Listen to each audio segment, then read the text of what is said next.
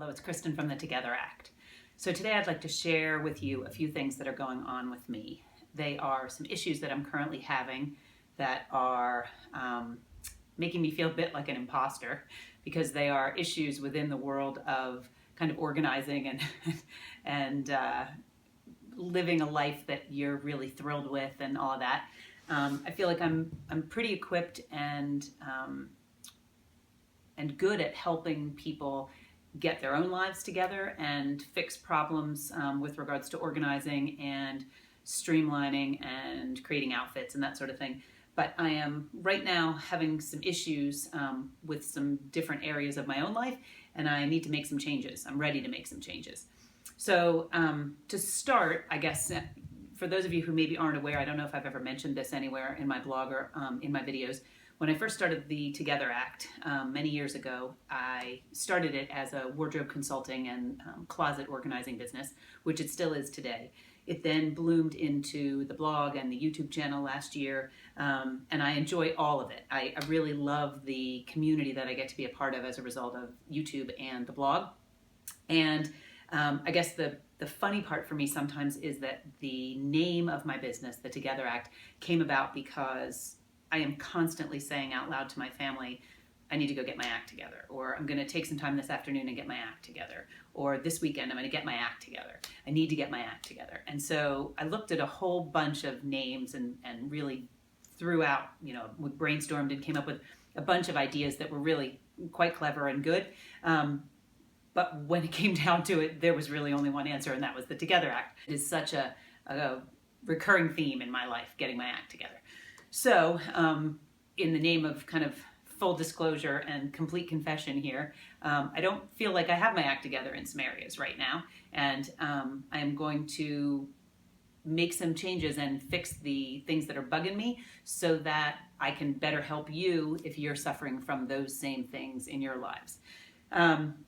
I recently posted the video of all my empty storage containers, which I'm still super proud of, and am separating now to take a bunch to Goodwill so that other people can benefit from those. One of the comments that was posted underneath that video was, I thought the idea of the KonMari method was to eliminate out-of-season clothing storage, or something along those lines was what the comment said.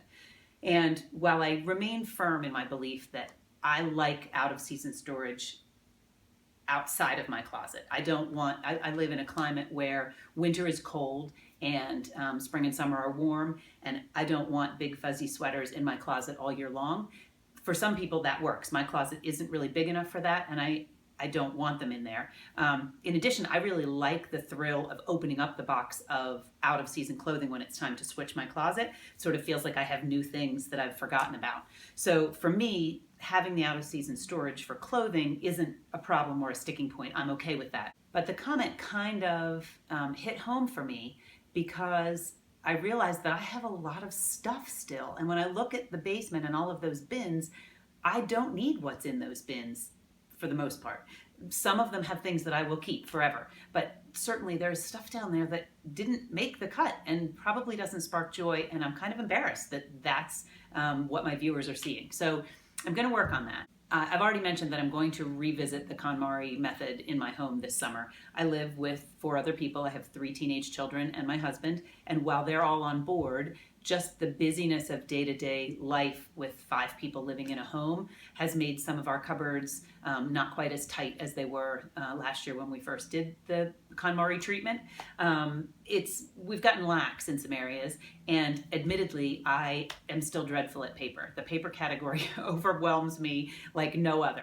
I'm determined to get a handle on the paper situation and fix it for once and for all, because I've really had great success in some areas with regards to using the life-changing magic of tidying up as a guide for cleaning up the areas in my life that I've had trouble with. But the paper thing is still a struggle for me. So I'm definitely focused and committed to fixing that. The other reason for this kind of long-winded confession video is that we just got back from 15 days away. Some of it was vacation, but we also had several days back east in our hometown. We were getting my daughter set up for an internship, and So we were away, in order to not have to fly back and forth across the country a couple of times, we were away longer than we are usually away. As is always the case for me, when I return from a vacation, I want to make changes in my life at home. Vacation is a very simple time for me. I really enjoy the serenity that comes from a much more relaxed pace. And I come home really, really wanting to implement some changes that will make that pace more possible in my daily life. And I always don't get there. So I came home from this 15 days away 100% committed to making the changes that I need to make to have that vacation vibe filter into my regular life. My blog post today is 100% on kind of how I'm going to make that happen, or what areas I'm really going to dive into. So if you want to follow along and read the whole thing, please see my blog. I will link below. Address is www.excitedchills.com. And today's post gives a little more information about my craving and my need for bringing some of that vacation feeling back into my home life afterwards. So that's where I am today. I'm feeling like there are some areas I really need to fix. It is summer. My kids are off. I have good, solid helpers at home. And I'm so committed. I don't know if it was the big birthday I had about 6 months ago, but something is different this time. And I am fully ready to make the changes in order to really enjoy my life better. And as I said at the beginning, my ultimate goal is that by doing it for myself, I will then have the tools and the information and the tips and the tricks necessary to turn it around and help you folks. That said, if any of you out there have already mastered this, please comment below or shoot me an email at Kristen@togetheract.com. I could use all the help I can get. So I'm open. If you've got suggestions or tips or ideas, or if you're specifically struggling with something you'd like me to explore and share here, if I can figure it out, I would be happy to. So that's where I am today. I am going to get back to the roots of where the Together Act came from and get my act together. As soon as I do that, I will post all about it here and share what I have discovered and figured out, and also where I've failed and messed up. I'm going to take the month of July off. I will not be posting anything on my blog, and I won't be making any videos, or I won't be posting any videos. I plan to document this journey so that you can watch it later. I will be using Snapchat and Instagram if you would like to follow along as I go through July, but I am going to take the month and really focus on what needs to change and making those changes happen. Last July was when I first read The Life-Changing Magic of Tidying Up by Marie Kondo and implemented the KonMari method within our home.